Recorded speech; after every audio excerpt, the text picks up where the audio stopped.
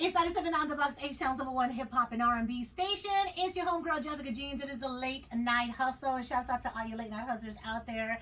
And as usual, I've been trying to stay consistent with having independent artists, underground and local hip hop here on the show, Latino hip hop, and just highlighting different artists that are doing major things, not only nationally, locally, but just kind of making an impact on the culture.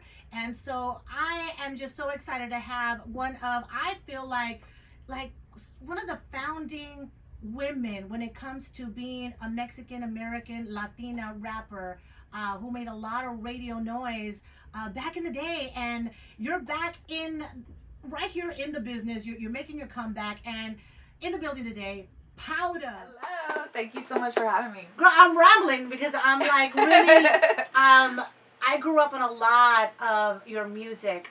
Seriously, off the air we were talking about the song you did with Lifestyle. Yes. Which is probably the major one, right? Yes. Nasty Girl. Yes. And you sang the hook in that. Yes. And that is like it's been such a cultural, I mean, it's just one of those songs that us as Mexican Americans, as Latinos, we just identify with, especially us growing up back in the 90s. This was all over the radio. Yes. It was everywhere. And I do want to thank you for this record because, we have the Hustle Town Network platform. And when we were first starting, we were kind of going back and reminiscing and throwing in some old school videos that people could relate to. Yeah. And when we threw on that Nasty Girl Lifestyle featuring Powda, and we threw that on our Facebook, it went viral. Wow. The comments went insane, and we got a lot of likes. Wow. On our Hustle Town Network, and that kind of started our following. So I just have to thank you and Lifestyle for making that happen. That's awesome. I didn't even know that until today, so that's amazing. Some true pioneers. Yes. And, you worked on a lot of different projects. You started, kind of singing hooks, and then, you also did rap. You worked with DopeHouse Records. Yes. And so much other history that we could dive into. Mm-hmm. So if you want to give us a little, maybe background on Powda. Yes. Well, I'm from Galveston, and I'll be honest with you, I didn't start out in this business wanting to be a rapper. That's not like I wasn't What? that. I wasn't one of those kids that was like dreaming of being a rapper or dreaming of being a singer one day.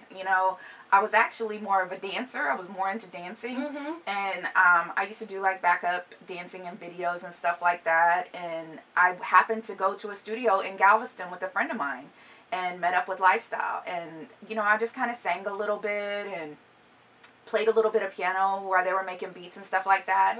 And they immediately just saw something in me. And they just kind of took me under their wing, and they were like, you know what, we think you could do anything you want to do. And I'm like, well, I am that kind of person. So they're like, let's try and see how you do rapping. And then that was it. Wow. It just took off. Out of all the cuts, what is your favorite?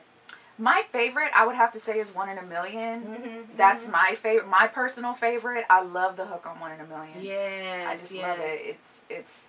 And that was like such a special time in my history of music. So 1 in a Million is my favorite. I think for all of us it was a special time because there was that special time. Latin Throne is probably one of the ones that I didn't know your name per se on the Nasty Girl song, but once I heard you on different projects and things that were out, I was like, okay, no, I mess with this.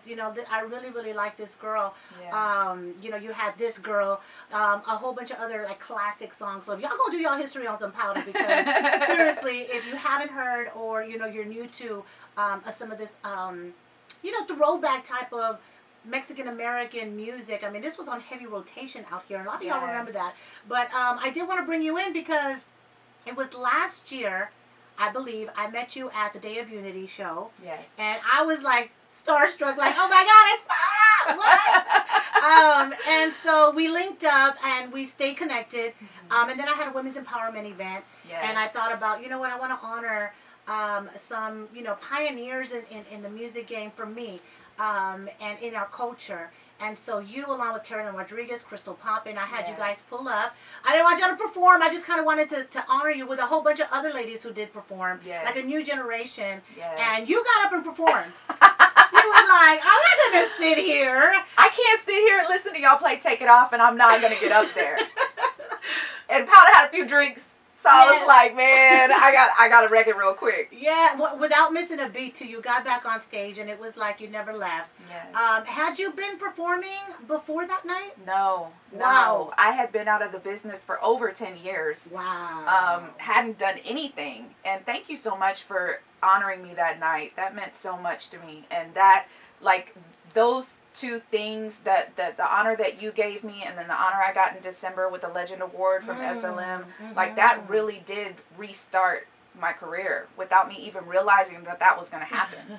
So thank you so much for that night. That meant a lot to me. Much deserved. And, you know, you got a chance to meet a lot of the women that were there out here, the new women out here doing things and putting on. And I have to credit you because you really linked me up with Crystal Poppin. Yes. Yeah, yes. You really linked me up with Crystal Poppin, and we just did a track together. Okay, I was going to say, can we talk about that? Yes. We did a track together when I first got back into it. She was one of the first people I got in the studio because I really, really liked her style. Like, coming back into it, I didn't know about all these new artists that come out. And when you honored her, I was like, well, I better look into who she is. Oh, my gosh. That girl right there. Yes. She is amazing. Yes. And so I was like, I got to do something with her. So we did a track. It was good. And we were like, let's do it. Let's do a video. So we just shot the video like 2 weeks ago. Amazing. Yeah. And, you know, you're back in the scene. Yes. You've been working with a lot of different producers. Well, actually, one producer. One producer. Yes. I was gonna say one producer. Manic Beats, Manic Media. He goes by Manic Media too, but Manic Beats. It was crazy. These things always just happen to me. Yeah. That's why I gotta thank God, because he kind of just he moves me around the way he wants me. Right. I went to meet my friend, now manager, but Mr. Never Die. He asked me to do a feature with him because after you gave me that honor and after I got the Legend Award, everybody started calling again, like, hey, you know, we want to do something. And I'm like, I'm retired. I'm not doing that stuff anymore. But then he was like, come on, it'd be fun. I was like, you know what, it might be. So I went to the studio where he was with Manic. And this wasn't even a Manic beat, so it was crazy that Manic even recorded us. But we did something to somebody else's, and then boom, I met Manic, and he offered to do an entire album with me. Wow. And I was like, what? And come to find out, he's done entire albums for all of your favorite artists, like Juan Gotti and Lil G and Rashid. He produced the entire album. Wow. Yeah, he is extremely talented, and I feel like one of Houston's best kept secrets. Like, people have been sleeping on Manic. Right, and it's like he's right in that pocket of what H-Town sounds like. Yes. He's familiar and comfortable in that pocket, and the artists that he's working with, including yourself. So you mentioned albums, so you're working on an album. It's done. Coming. It is done, and it is coming. I'm just taking it slow. I'm releasing singles. Yes. And then I'll release the album more towards the end. All right. Yeah, I'm gonna try to stretch it out. No, that's what you're supposed to do. Yeah. I feel like some people just put out like a whole project all together, and I respect that. You know, put the project out, put it out there, get those streams up, get those downloads up. But I do like, you know, that kind of gradual feeding us. And feeding us to where you're like, look, I gotta get this album. Like, I gotta get it. What's the name of the album? The Queen is Back. The Queen is Back. Yes. And so you have a single that you're pushing right now. Yes. With El Primo, I like to call him El Primo, my cuz, Lil G. Yes. Lil G. I have a really good. I don't want to like trick people, but Lil G is on the bridge of this song. Nobody can tell who's who, because our voices are kind of screwed a little bit. Okay. Yeah, so I don't know. Some people think he's on the hook. It's actually me on the hook, but he does a bridge that's at the middle and the end. Gotcha. So what was it like working with the homie Lil G? Man, again, God's always working. It was random. He just walked into the studio to talk to Manic about something.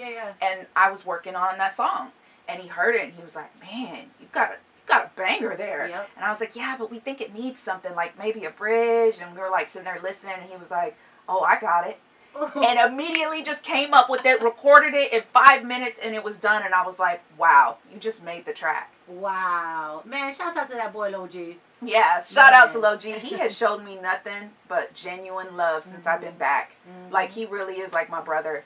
He has shown me so much love, and he's just like helping me in any way he can, giving me the hookups to people that he knows, and he's just shown me so much love. So yeah, shout out to Lil G. That's what's up. Well, we're about to get into the record right now, so I want everybody to hear it. So if you go ahead and introduce it. Yes, so this is my new track, Bang Bang, produced by Manic Media, featuring Lil G. chain, and ice me up like Johnny Dang. Hey, so worth it, L'Oreal. I like Coco Chanel. Tears falling off my lips, get off my distance, you can't tell. My drip be like a faucet. He think that he a plumber. That flavor be so saucy, spicy, hotter than summer. Top gunner, the newest wave runner. So I let fly, I fly. Everybody y'all look like headhunters. This that type of head shit, bang up in your drum. That Bobby head, that fire up a gun. That dirty size bitch, bang up in your drum. That dirty size bitch, bang. Damn it. Produced by Manic. Yes. Okay. Manic Beats, Manic Media. He's, like I said, he's kind of switched his name.